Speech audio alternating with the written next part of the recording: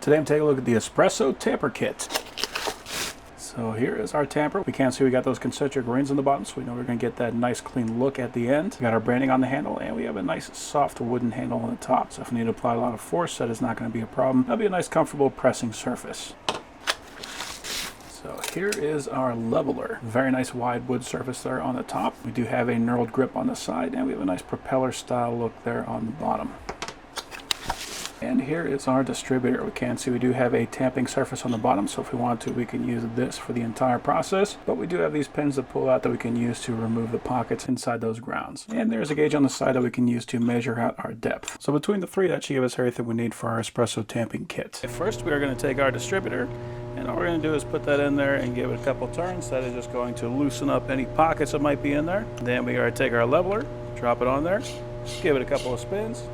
What that's going to do is it's going to make sure that when we actually tamper it down, we're not going to have any tight spots where there should not be. We want it to be as consistent as possible. And I could feel that there was some spring pressure in there, so that looks like a pretty excellent puck.